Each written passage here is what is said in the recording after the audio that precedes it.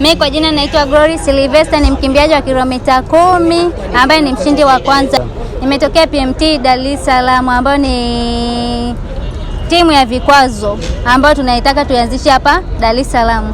Ni kumbana na upinzani kutoka mpinzani wangu wa pili ambaye alitokea Iringa, na pia yeye alikuwa pia vizuri, na changamoto ilikuwa tu ni mvua, lakini imetusaidia kwa sababu ya mazoezi tumemaliza tukiwa na nguvu.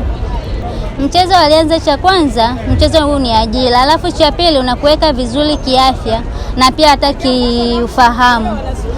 Mimi cha kuwashauri wanawake wenzangu, mjitoe kufanya mazoezi. Mazoezi ni afya. Msinione mimi chembamba, lakini nipo na mazoezi fiti.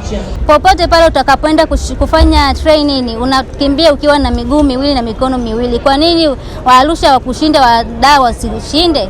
Lazima hapo kimoja tu, kikubwa zaidi ni mazoezi, ndio kitu cha kukazania ili kuzidi kuimarika zaidi. Kwa majina naitwa Dickson Paulo. Nimekimbia kilomita 21, nimekuwa mshindi wa kwanza. Dickson, unatokea klabu gani? Natokea klabu ya Jackman iliyopo jijini Mwanza.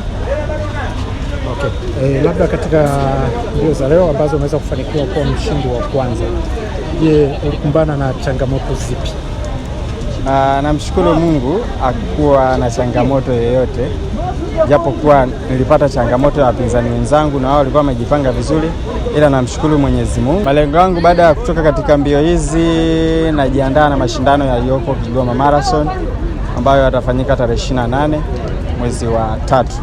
Kwa namwomba Mungu aendelee kunipa nguvu na uvumilivu nikaendelee kujipanga na mazoezi kuelekea mashindano ya Kigoma Marathon.